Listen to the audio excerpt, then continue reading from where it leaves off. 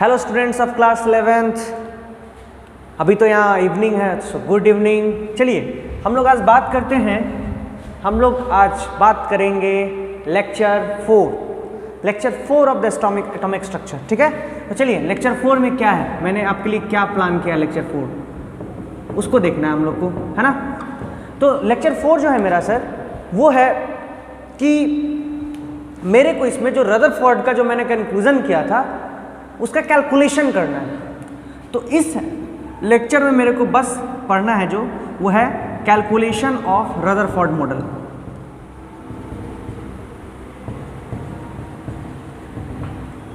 है ना, Rutherford model, या बहुत लोग इसको बोलते हैं रदरफोर्ड ने कुछ कैलकुलेशन किया था, फीचर्स बोले थे, या बोलो आप some features of the Rutherford model. उन्होंने कुछ कैलकुलेशंस किया था, एटम के बारे में कुछ जानकारियां दी थी, तो उसको हम लोग को देखना है थोड़ा सा। ठीक है, तो चलिए हम लोग धीरे धीरे इस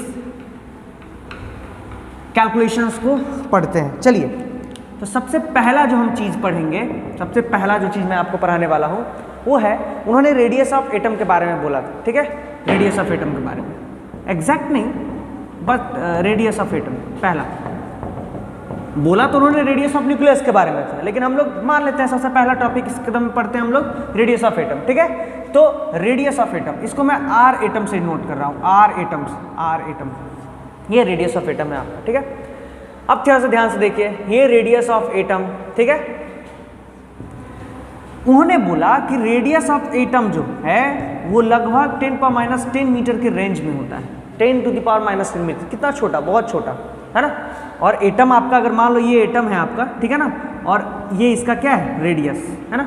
तो ये जो रेडियस होता है, बड़ा सा एटम तो स्फेरिकल होता है ना, एटम क्या होता है आपका, एक स्फीयर है, एटम स्फीयर है, और ये जो आर हुआ इसको हम लोग बोलते हैं रेडियस ऑफ एटम, या इसको आप बोलो आर एटम। ठीक है, ठीक है, तो उन्होंने बोला कि radius of atom is nearly in the range of 10⁻10 metre. अब चलो 10⁻10 मीटर को हम लोग क्या बोलते हैं, 1 एंगस्ट्रॉन भी बोलते हैं, इसको एंगस्ट्रॉन बोलते हैं, एंगस्ट्रॉन, है ना, एंगस्ट्रॉन बोलते हैं। ठीक है ना, चलो भाई सेंटीमीटर में चेंज करोगे तो क्या होगा, 10⁻10, 1 मीटर में कितना सेंटीमीटर, 100 सेंटीमीटर, तो 100 से मल्टीप्लाई अगर मैं कर दूं तो ये कितना हो जाएगा, 10⁻8 सेंटीमीटर। फटाफट कैलकुलेशन करना है आपको, एक्सपर्ट रहना है उसमें। ठीक है, तो ये इस रेंज में, रेडियस ऑफ एटम इस रेंज में होता है। इस तरह थोड़ा सा नॉलेज आपको अगर हो, बेसिक थोड़ा सा आप जान लो, ये होता है 1 नैनोमीटर, ये यूनिट है, सब लेंथ का यूनिट है, 1 नैनोमीटर, इसको बोलते हैं नैनोमीटर।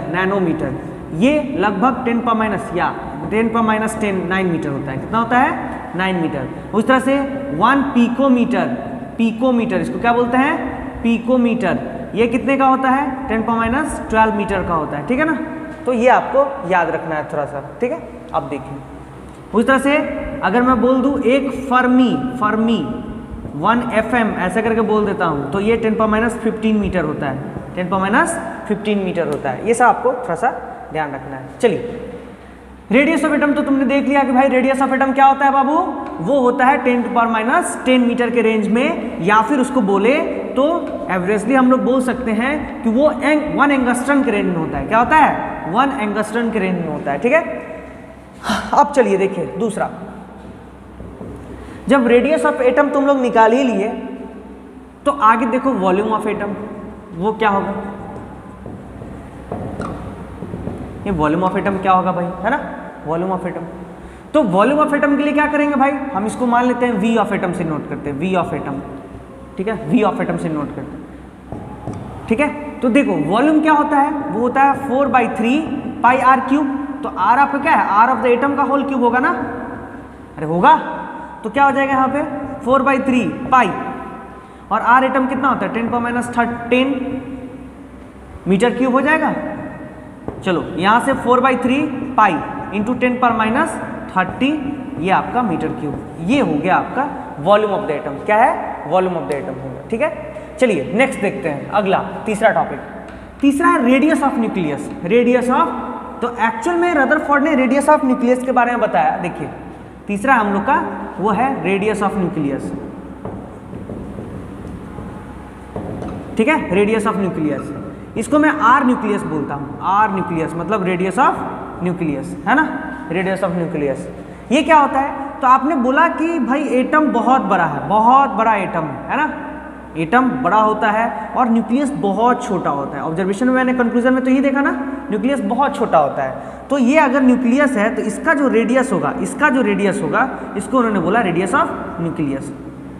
उन्होंने बोला कि रेडियस ऑफ न्यूक्लियस जो होता है वो लगभग जो होता है 10⁻15 मीटर के रेंज में होता है, 10⁻15 मीटर के रेंज में होता है। 10⁻15 मीटर बोलने का मतलब कितना, 1 फर्मी के रेंज में होता है। 1 फर्मी है ना, याद है ना, इसको फर्मी बोलते हैं, फर्मी, ठीक है। इसमें अगर सेंटीमीटर में चेंज करो तो 100 से मल्टीप्लाई करोगे तो कितना हो जाएगा, 10⁻13 सेंटीमीटर के रेंज में होता है, ठीक है। तो ये उन्होंने बोला, ये उनका, ठीक है, ये था कि रेडियस ऑफ न्यूक्लियस इसके रेंज में होता है। चलो देखो,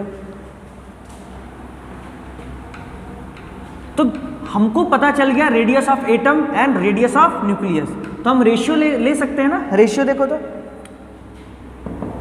5वां मेरा टॉपिक होगा रेशियो, दोनों का रेशियो ले लेते हैं। तो बताओ, आर ऑफ द एटम यहां मैं लिखता हूं divided by r of nucleus लिखता हूं। तो बताओ आर ऑफ द एटम किसके रेंज में था, तो 10⁻10 मीटर के रेंज में था। और आर ऑफ द न्यूक्लियस किसके रेंज में था, तो 10⁻15 मीटर के रेंज में था। तो अब बताइए मेरे को थोड़ा सा, जब आप इसको कैलकुलेट करोगे तो कैसे आएगा बाबू, मीटर से मीटर कैंसिल है ना, ये ऊपर जाएगा तो 10⁻10 इंटू ये ऊपर जाएगा तो कितना हो जाएगा, 10⁻15 होगा ना। और जैसे ही आप इसको कैलकुलेट करोगे तो ये कितना आ जाएगा, 10⁻5। मतलब ये हुआ कि radius of atom divided by radius of nucleus जो होता है इज इक्वल टू 10⁻5। मतलब यहां से आप कंक्लूड कर सकते हो कि radius of atom is equal to 10⁻5 times the radius of nucleus. मतलब तुम क्या कंक्लूड किए भाई, ये तो बड़ा अजीब बात है ना, कि रेडियस ऑफ न्यूक्लियस जो है वो रेडियस ऑफ एटम से 1,00,000 गुना छोटा है ना, 1,00,000 गुना छोटा है। 10⁻5 का मतलब क्या, 1,00,000 गुना छोटा है, ठीक है। मतलब ये हुआ कि रेडियस ऑफ एटम जो है वो कितना गुना बड़ा है रेडियस ऑफ न्यूक्लियस से, 10⁻5 गुना बड़ा है, ज्यादा है, ठीक है ना। तो ये आपका रेडियस रेशियो है एटम और न्यूक्लियस का। चलिए अब बात करते हैं वॉल्यूम रेशियो की। किसकी बात करते हैं, वॉल्यूम रेशियो की। वॉल्यूम रेशियो की बात करते हैं भाई, चलिए देख लेते हैं वॉल्यूम रेशियो की बात। तो वॉल्यूम रेशियो की बात करते हैं, तो आप बताइए, आप अगर वॉल्यूम ऑफ एटम निकालोगे डिवाइडेड बाय उसको न्यूक्लियस के वॉल्यूम से डिवाइड करोगे तो क्या होगा। देखो वॉल्यूम ऑफ द एटम कितना होता है भाई, 4/3 pi are of the atom का whole cube divided by volume of the nucleus कितना होगा, तो 4/3 pi are of the nucleus का होल क्यूब, यही ना होगा। अरे होगा ना यही। अब बताइए 4/3 पाई से 4/3 pi cancel. R of the atom अगर यहां पे मैं देखूं तो आर ऑफ द एटम कितना है, आर ऑफ द एटम जो होगा आपका वो 10⁻10 मीटर के रेंज में है, divided by r of the nucleus क्या होता है, 10⁻15 मीटर के रेंज में है ना, का होल क्यूब मैं कर दूं यहां पे। तो अब देखिए हमेशा हम लोग क्या कर सकते हैं इसमें कि जब आप volume of the atom divided by volume of the nucleus calculate करेंगे तो देखिए इसका क्यूब और इसका क्यूब, ठीक है ना, ये हो जाएगा 10⁻30 ऊपर का क्यूब और नीचे का कितना हो जाएगा -45। अरे होगा, चलिए कैलकुलेट करते हैं। 10⁻30 को ऐसे ही रहने दीजिए, इसको ऊपर ले जाइए, 10⁻45 करेंगे और जैसे ही आप कैलकुलेट कीजिएगा तो कितना आ जाएगा, 45 में से 30 गया कितना, 10⁻15। तो ये आपका जो है पता चल गया कि volume of the atom 10⁻15 times ज़्यादा है वॉल्यूम ऑफ द न्यूक्लियस से। मतलब इन्होंने कैलकुलेट करके ये बता दिया कि अगर एटम बहुत बहुत बड़ा है तो न्यूक्लियस उसमें बहुत छोटा स्पेस कैरी करता है, बहुत छोटा होता है, न्यूक्लियस का साइज बहुत बहुत बहुत छोटा होता है, ठीक है ना। तो चलिए हम लोग बात करते हैं थोड़ा सा और इस पे, ठीक है ना। तो यहां से एक बात नोट करने वाली है इनके कैलकुलेशन से कि the size of nucleus is very small compare to that of the atom, size of atom, है ना। इनका यही तो मतलब हुआ कि the size of nucleus is very very small compare to that of the size of atom. तो size of atom से साइज ऑफ न्यूक्लियस बहुत ही छोटा है, ये उन्होंने कंक्लूड किया। चलिए ये इनका स्टेटमेंट है। एक तो कैलकुलेशन से देख लिए। अब थोड़ा सा ध्यान देते हैं न्यूक्लियस को मैंने देख लिया। रेडियस ऑफ एग्जैक्ट कैलकुलेशन मैं करना चाहता हूँ, न्यूक्लियस के रेडियस का एग्जैक्ट कैलकुलेशन करना चाहता हूँ। अब आपने देख लिया कि वॉल्यूम कितना गुना ज़्यादा होता है एटम का, तो 10⁻15 टाइम्स। रेडियस कितना होता है 10⁵ टाइम्स, है ना, 1 लाख गुना ज़्यादा होता है। तो अब हम लोग चलते हैं exact calculation of the radius of nucleus, ठीक है ना। हम लोग चलते हैं exact calculation of radius of nucleus, exact calculation of the radius of nucleus. इसका क्या बोला उन्होंने, तो उन्होंने बोला कि द रेडियस ऑफ न्यूक्लियस जो होता है, रेडियस ऑफ न्यूक्लियस जो होता है वो लगभग उन्होंने बोला 10⁻15 मीटर होता है। ये तो आपने पढ़ लिया, लेकिन ये लगभग है ना, नियरली, इसका मतलब होता है नियरली, और अप्रॉक्स इसका मतलब होता है अप्रॉक्स। लेकिन मेरे को एग्जैक्ट कैलकुलेशन चाहिए, तो उन्होंने बोला कि रेडियस ऑफ न्यूक्लियस जो होता है ना, रेडियस ऑफ न्यूक्लियस जो होता है is directly proportional to a⁻⅓, a⁻⅓। अब यहाँ a क्या है, तो a जो है ये एटॉमिक मास, या इसको बहुत लोग मास नंबर बोलते हैं, है ना। जैसे ऑक्सीजन ले लोगे तो उसका कितना होता है, ऑक्सीजन का 16 होता है ना। हाइड्रोजन ले लो तो उसका कितना होता है 2 होता है। तो उसी तरह से आप यहाँ से देख सकते हो कि एटॉमिक मास या मास नंबर है ये, ठीक है। तो उन्होंने बोला कि radius of nucleus atomic mass पे डिपेंड करता है। इन्होंने बोल दिया, बड़ा अच्छा से बोल दिया भाई। अब देखो थोड़ा ध्यान से हम लोग को देखना है, ठीक है। चलिए, जब इसको पूरा कैलकुलेट किया गया भाई, अब डायरेक्टली प्रोपोर्शनलिटी है तो उसको हटाने के लिए क्या लाएंगे, कांस्टेंट टर्म लाएंगे ना। तो जब आप रेडियस ऑफ न्यूक्लियस को हटाया गया, देखा गया, तो लगभग बराबर आया 1.33 × 10⁻15 मीटर, है ना, और इंटू a⁻⅓।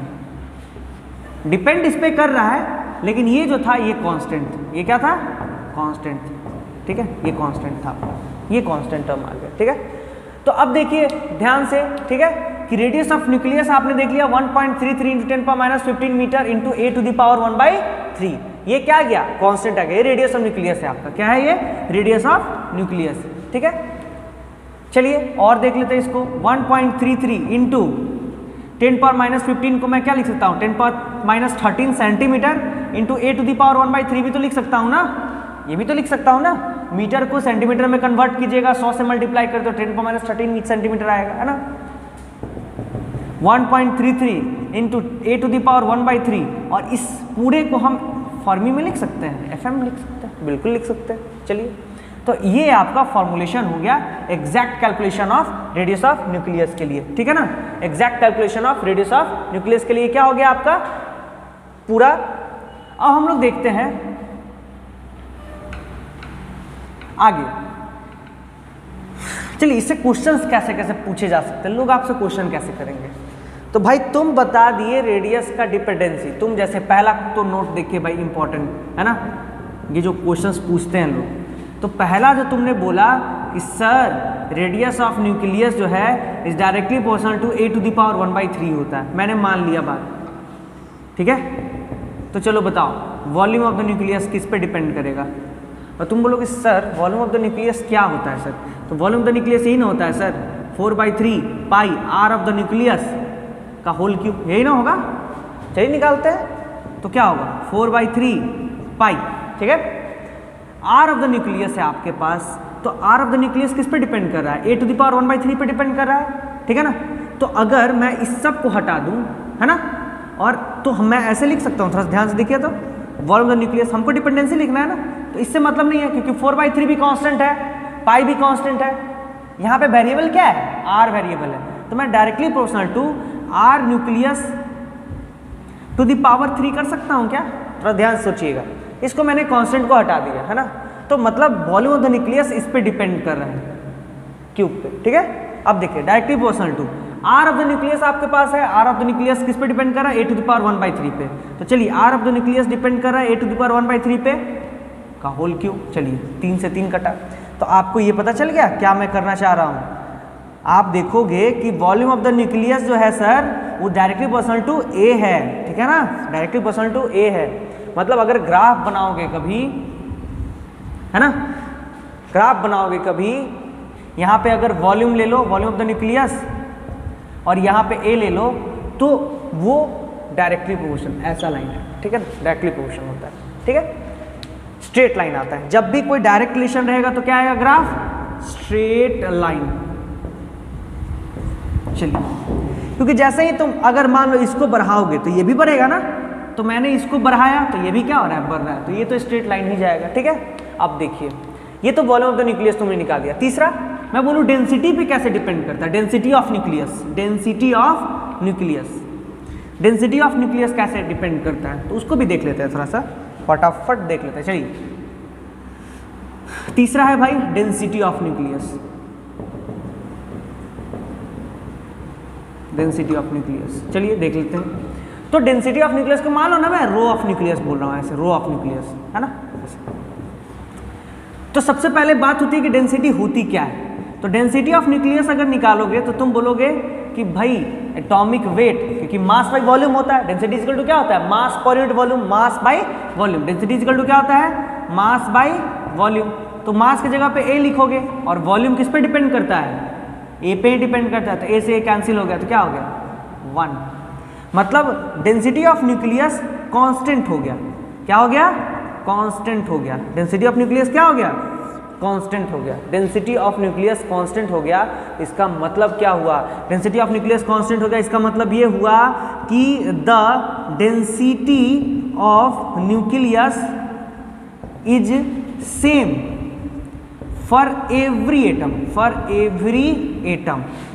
हर एक एटम का डेंसिटी कांस्टेंट होता है, हर एक एटम का डेंसिटी क्या होता है, कांस्टेंट होता है, ठीक है। हर एक एटम का डेंसिटी कांस्टेंट होता है, चाहे हाइड्रोजन की बात कर लो, चाहे ऑक्सीजन की बात कर लो, चाहे तुम सोडियम की बात कर लो, चाहे तुम एल्युमिनियम की बात कर लो, हर एक का डेंसिटी क्या होता है, कांस्टेंट होता है। मतलब ये हुआ कि डेंसिटी जो है आपका, डेंसिटी ऑफ न्यूक्लियस जो है आपका is directly proportional to a⁻0, a⁻0 का मतलब क्या हुआ, इंडिपेंडेंट ऑफ एटॉमिक मास और मास नंबर, ठीक है ना। इंडिपेंडेंट ऑफ एटॉमिक मास और मास नंबर, वो मास नंबर पर डिपेंड करता ही नहीं है। तो बाबू मेरे को बताओ थोड़ा सा, अगर कोई तुमको बोले कि बाबू ग्राफ बना के बताओ तो कैसे डिपेंड नहीं करेगा, तो चलो तुम बोलोगे तुम कुछ भी करो, एटॉमिक मास को बढ़ाओ घटाओ, मेरे को कोई फर्क नहीं पड़ने वाला है, डेंसिटी क्या रहेगा भाई, सेम रहेगा। मतलब एटॉमिक मास अगर इधर है और डेंसिटी ऑफ द न्यूक्लियस इधर है, ठीक है ना, तो एटॉमिक मास से कोई फर्क नहीं पड़ेगा। अगर यहाँ पे एटॉमिक मास मैं 1 लेता हूँ, ये 2 लेता हूँ, है ना, ये 3 लेता हूँ, उससे कोई फर्क नहीं पड़ेगा, ये कांस्टेंट रहेगा, इसका एक ही वैल्यू होगा। तुम मल्टीपल ए का वैल्यू ले लो, 50 यू ले लो, 100 यू ले लो एटॉमिक मास यूनिट, लेकिन डेंसिटी ऑफ न्यूक्लियस क्या होगा, एक ही होगा। अब सवाल ये उठता है कि डेंसिटी ऑफ न्यूक्लियस होता क्या है, इसका वैल्यू कितना है ना, ये सवाल है। तो हम लोग क्या करेंगे, डेंसिटी ऑफ न्यूक्लियस को निकालेंगे। चलिए, तो अगला टॉपिक है मेरा डेंसिटी ऑफ न्यूक्लियस। तो अगला टॉपिक है मेरा density of nucleus. Density of nucleus को देखते हैं। तो मेरे को डेंसिटी ऑफ न्यूक्लियस देखना है, तो मैंने बार बार बोला है आपको, डेंसिटी इज इक्वल टू होता है मास by volume, mass by volume, ये है ना density of nucleus, mass by volume. तो रो इज इक्वल टू मास आपका कितना है भाई, तो मास आपने देखा, मास इज इक्वल टू होता है ए, है ना, मास क्या होता है ए, ठीक है। और आप वॉल्यूम की बात करोगे तो वॉल्यूम आपका कितना होता है 4/3 pi are of the nucleus to the power 1/3 और यहाँ पे ए, ठीक है। अब चलिए ए को ए रहने दीजिए, 4/3 पाई को ऐसे ही रहने दीजिए, है ना। रेडियस ऑफ न्यूक्लियस क्या होता है, तो वो होता है 1.33 इंटू 10⁻15 मीटर इंटू क्या a⁻1/3 का पावर 3, ऐसा होगा। चलिए अब यहाँ से कैलकुलेट कीजिएगा तो क्या आ जाएगा ऊपर 3a डिवाइडेड बाई 4 पाई, इसको मैं मल्टीप्लाई कर देता हूँ इससे, तो 1.33 का होल क्यूब इधर रहने दो, 10 पावर माइनस 15 में 3 से, 15 में 3 से, और into a to the power 1/3 में 3 से, 3 से 3 कैंसिल है ना, तो रो इज इक्वल टू आपका कितना आ जाएगा, इधर मैं करता हूँ कैलकुलेशन, जब आप निकालिएगा तो लगभग ये वैल्यू जो होता है वो 2.71 इंटू 10 पावर 17 kg पर मीटर क्यूब के आसपास आता है, लगभग इतना आता है। ठीक है, आप जब इसको कैलकुलेट कीजिएगा तो आपका जो वैल्यू आएगा वो लगभग कितना आ जाएगा 2.71 into 10 to the power 17 kg पर मीटर क्यूब। देखिए अब थोड़ा सा ध्यान दीजिएगा, ये जो है आपका यहाँ पे जो आप देख रहे हो, यहाँ से देखो a से a कैंसिल हो जाएगा ना, क्योंकि a 1/3 का पावर 3 कट जाएगा तो a से a कैंसिल हो जाएगा, इसीलिए ना a पे डिपेंड नहीं करता है। आप हाइड्रोजन का भी अगर यहाँ पे 2 डालते तो 2 क्या हो जाता है, कैंसिल हो जाता है, तो डिपेंड ही नहीं करता है, और लगभग ये वैल्यू कैरी करता है ना। बहुत ज़्यादा डेंसिटी होता है, बहुत ज़्यादा डेंस होता है ना, न्यूक्लियस बहुत ज़्यादा क्या होता है, डेंस होता है, वो तो आप पहले देख चुके हो, क्योंकि जो रेज आती थी वो क्या होता है, लौट के अपने ही पाथ पे चली आती थी, इसका मतलब बहुत ज़्यादा डेंसिटी होता है उसका। ठीक है, तो ये आपका क्या आ गया भाई, ये आपका आ गया डेंसिटी ऑफ द न्यूक्लियस, ये लगभग। अब देखिए ये वैल्यू चेंज होते रहता है कहीं कहीं, लेकिन इसको ध्यान रखिएगा ये चेंज नहीं होगा, 10 पावर 17 kg पर मीटर क्यूब देना ही देना है। अगर ऐसा नहीं देगा, ग्राम पर सेंटीमीटर क्यूब में देगा, तो वो कैसे देगा, तो वो आप जानते हैं 10 पावर 14 देगा। क्या करेगा, ज़्यादा से ज़्यादा क्या करेगा, 10 पावर 14 देगा। ठीक है ना, तो 10 पावर 14 ग्राम पर सेंटीमीटर क्यूब देता है। ठीक है, तो ये याद रखिएगा, इसका जो लास्ट जो वैल्यू होगा ना, साइंटिफिक नोटेशन वो चेंज नहीं होता है। ठीक है ना, कई मैंने देखा है कि ये 2.71 देकर दूसरा वैल्यू दे दिया, तो आपको ये याद रखना है कि 10 पावर 17 पर केजी मीटर क्यूब होना ही चाहिए, है ना, और 10 पावर 14 ग्राम पर सेंटीमीटर क्यूब आना ही चाहिए आपका। ठीक है, तो ये आपका डेंसिटी ऑफ न्यूक्लियस हो गया। तो आपने वॉल्यूम ऑफ न्यूक्लियस देख लिया, रेडियस ऑफ न्यूक्लियस देख लिया। अब देखिए कुछ क्वेश्चंस, हम लोग कुछ क्वेश्चंस देखते हैं जो रेडियस से पूछे जाते हैं, आमतौर पे पूछे जाते हैं। जैसे देखिए क्वेश्चन क्या पूछा जाएगा, जैसे क्वेश्चन का फॉर्मेट देखिए, जैसे मैंने पहला क्वेश्चन जो कॉमन पूछा जाता है वो होगा जैसे कि if the radius of nucleus, या बहुत जगह न्यूक्लियस नहीं देके रेडियस ही दे देगा, तो आपको समझना है nucleus, radius of nucleus of an element x, ऐसा दे दिया है कुछ, और इसका एटॉमिक नंबर कुछ भी दे दिया है, जैसे मान लो ए दे दिया है ना, और इसका एटॉमिक मास दे दिया है ना, मास दिया है वो यहाँ पे 27 है ना, 27 दिया हुआ है।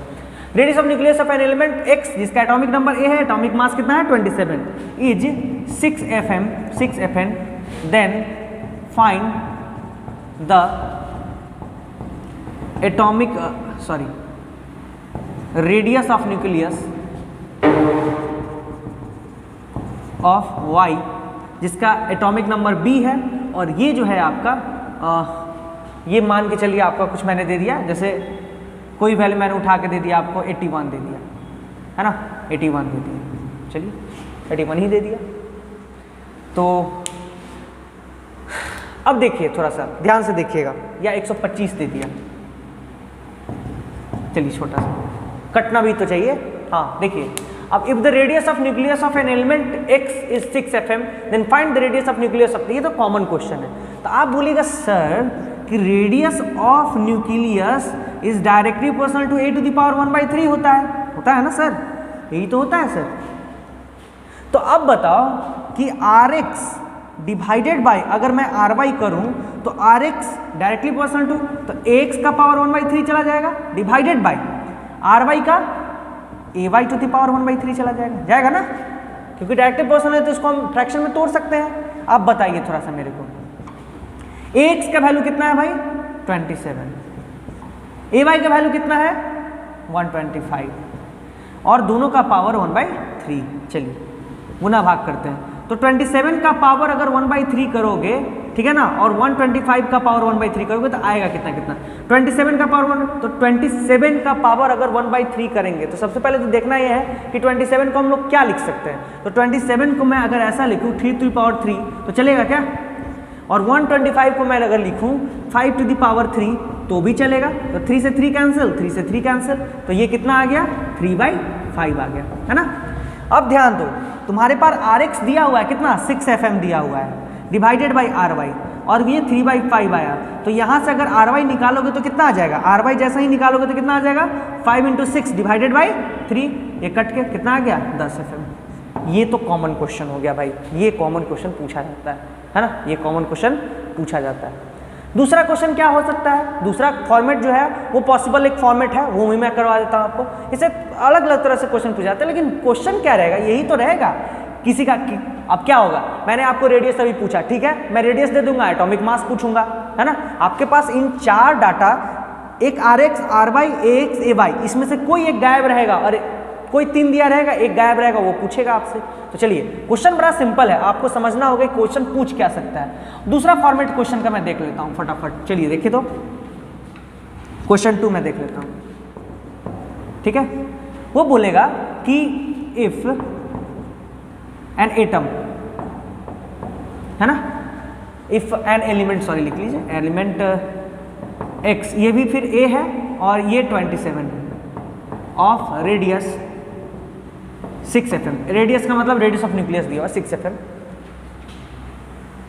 And an element of X of radius 6 FM and another element of element Y है, अनदर एलिमेंट कोई Y, ठीक है ना, ऑफ रेडियस 10 FM, ठीक है, 10 FM ऐसे ले लिया मैंने कुछ। एन एलिमेंट X दिया हुआ है, रेडियस है उसका 6 FM and another element Y of radius 10 FM, ठीक है ना। Then find the atomic mass of Y। बहुत बार क्वेश्चन में क्या करेगा, एटॉमिक मास ऑफ Y नहीं देके पूछेगा कि फाइंड द एलिमेंट, एलिमेंट का नाम बता। तो अगर एक बार आप एटॉमिक मास निकाल लोगे तो आपको पता भी चल जाएगा कौन सा एलिमेंट का एटॉमिक मास है, तो आप एलिमेंट का नाम भी दे सकते हो। क्वेश्चन ऐसे ही पूछ सकता है, इसमें पॉसिबिलिटी है। चलिए, तो मैं फटाफट बनाऊंगा, अब कुछ नहीं भाई, RX divided by RY is equal to AX to the power 1/3 divided by AY to the power 1/3। एकदम एक्सपर्ट बन जाइए चीज़ों का। तो RX कितना है आपका 6, RY कितना है 10, X आपको दिया हुआ है कितना 27 to the power 1/3, AY 1/3।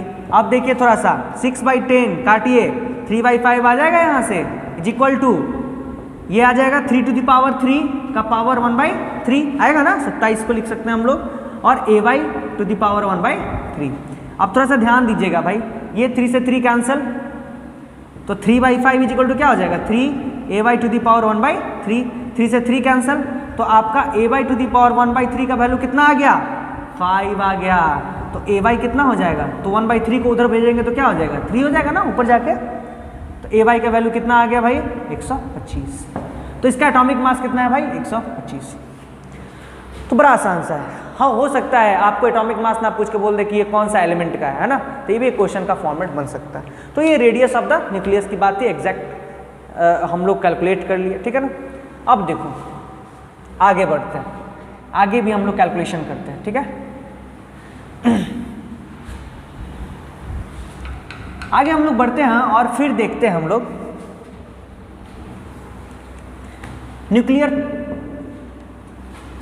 Nucleus में जो फोर्स लगता है, ठीक है ना। न्यूक्लियस में अंदर क्या ऐसा फोर्स है जो उसको बांध के रखे हो, इसका स्टडी करते हैं। रेडियस ऑफ न्यूक्लियस देख लिए, वॉल्यूम ऑफ न्यूक्लियस देख लिए, डेंसिटी ऑफ न्यूक्लियस देख लिए, डिपेंडेंसी देख लिए ए पे, सारा चीज हम लोग देख लिए हैं। अब देखते हैं न्यूक्लियर फोर्स के बारे में, न्यूक्लियर फोर्स के बारे में, इसके बारे में देखते हैं। न्यूक्लियर फोर्स क्या है ना, न्यूक्लियर फोर्स क्या है, इसके बारे में थोड़ा सा देखते हैं। तो आप बताइए, न्यूक्लियर फोर्स की थोड़ा सा आपको जरूरत है भाई, नॉलेज लेना है आपको। तो आपको देखना है न्यूक्लियर फोर्स जो है वो है क्या, क्योंकि इतना बड़ा एटम है ना, इतना बड़ा एटम, इतना बड़ा एटम है ना। एटम आपका स्फेरिकल होता है ना, और बहुत बड़ा एटम है आपका, और उसमें एक छोटा सा न्यूक्लियस, उसमें एक छोटा सा क्या है आपका न्यूक्लियस है बाबू, देखो ध्यान से, इसमें एक छोटा सा न्यूक्लियस है ना, ये न्यूक्लियस है आपका, ये न्यूक्लियस है आपका। अब थोड़ा सा ध्यान से देखिए, ये आपका न्यूक्लियस है और ये एटम है आपका, ठीक है।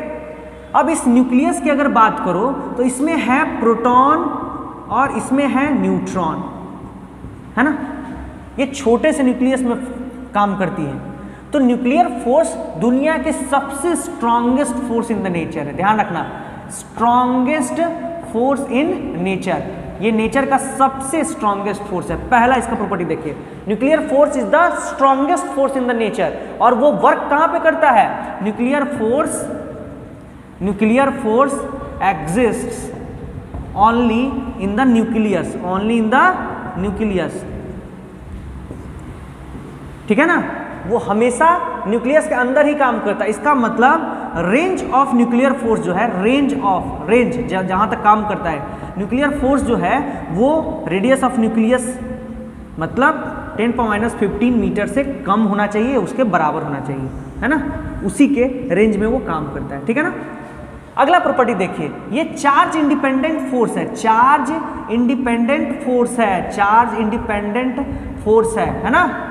ये हमेशा अट्रैक्टिव फोर्स होता है, अट्रैक्टिव फोर्स है ना, फोर्स ऑफ अट्रैक्शन है एक तरह का, चार्ज इंडिपेंडेंट है।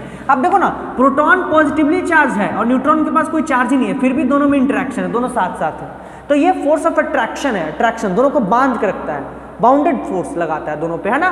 चार्ज से इसको कोई मतलब नहीं, वहां प्लस प्लस भी आएगा तो भी अट्रैक्ट करेगा न्यूक्लियर फोर्स के रेंज में, माइनस माइनस भी आएगा तो भी अट्रैक्ट करेगा। जनरली क्या होता है, प्लस माइनस हम आमतौर पे देखते हैं तो प्लस माइनस अट्रैक्ट और plus plus repel, minus minus repel करता है। Opposite charges attract and the same charges repel each other. But nuclear force के रेंज में opposite charges also attract each other and same charges या similar charges also attract each other. यहाँ पे अगर कोई charge नहीं भी रहता तो भी पार्टिकल क्या होता है, अट्रैक्ट करता है। तो न्यूक्लियर फोर्स के बारे में हम लोग देख लिए कि न्यूक्लियस में दुनिया का सबसे स्ट्रॉन्गेस्ट फोर्स लगता है, वो कौन सा लगता है, nuclear force, strongest force in nature. Nuclear force exist करता है सिर्फ न्यूक्लियस में, मतलब इस बहुत छोटे से जगह पे 10⁻15 मीटर से कम, मतलब समझ सकते हो कितना छोटा है ना रेडियस, उसमें ये काम करता है। चार्ज इंडिपेंडेंट फोर्स, इसको चार्ज से मतलब नहीं है, कोई भी पार्टिकल है plus minus plus plus minus minus सबको अट्रैक्ट करेगा, ठीक है ना। शॉर्ट रेंज फोर्स भी बोलते हैं, इसका रेंज बहुत कम है इसलिए इसको क्या बोलते हैं हम लोग, शॉर्ट रेंज फोर्स भी बोलते हैं, शॉर्ट रेंज फोर्स बोलते हैं, शॉर्ट रेंज फोर्स बोलते हैं, ठीक है। तो न्यूक्लियर चार्ज के बारे में देख लिया। चलिए अब देखिए, ये तो आज तक मैंने आपको यहां तक बताया, ठीक है ना, ठीक है, आज तक मैंने आपको यहां तक बता दिया है। अगले दिन अगले लेक्चर में एक और लेक्चर होगा कैलकुलेशन ऑफ ऑर्डर फॉर्मूले में, उसमें डिस्टेंस ऑफ क्लोजेस्ट अप्रोच में बताऊंगा, वो थोड़ा सा अच्छा टॉपिक है, बढ़िया टॉपिक है। अभी आप लोगों को क्या करना है, घर पे जाइए, क्वेश्चंस बनाइए, क्वेश्चंस आप कहीं से भी लीजिए, है ना, या दिक्कत है तो पूछिए, क्वेश्चंस पूछना पड़ेगा आपको। वो कैसे होगा, तो आप मेरे को ये व्हाट्सएप के थ्रू आप मांग सकते हो भाई, अभी तो कोई उपाय नहीं है कि मैं मटेरियल आपको भेज सकूं, व्हाट्सएप के थ्रू मांग सकते हो मेरे से मटेरियल, कुछ कुछ क्वेश्चन, 10 क्वेश्चन 15 क्वेश्चन मैं आपको लेक्चर वाइज देते जाऊंगा, तो इससे आपको थोड़ा सा हेल्प मिलेगा, है ना। तो ये नंबर है व्हाट्सएप नंबर, इस पर आपको सिर्फ बोलना है आप कहाँ से हो, ठीक है ना, और आपको सिर्फ बोलना है सर मेरे को इस लेक्चर का सर कोई मटेरियल दे दीजिए सर, है ना, कि मैं उस क्वेश्चन से बनाऊँ। और जिनके पास बुक है वो प्लीज़ अपने बुक से पढ़ें, ठीक है ना, एनसीईआरटी से पढ़ें। जिनको अच्छा करना है वो कॉम्पिटिटिव बुक्स उठाएं, क्वेश्चंस देखें, बहुत सारा रिलेवेंट क्वेश्चन मिल जाएगा, ठीक है ना। और जो मैं पढ़ाता हूँ उससे बाहर नहीं जाता है, मैं सारा प्लान आपको कर दूंगा कि ये क्वेश्चंस किस तरह से पूछे जा सकते हैं। आप खुद सोच रहे होगे कि रेडियस ऑफ न्यूक्लियस से वही सब क्वेश्चन आ ही सकता है, उसके अलावा उसमें कोई चांस ही नहीं बनता है, ठीक है। तो आप खुद ये देख सकते हो, ठीक है। Thank you.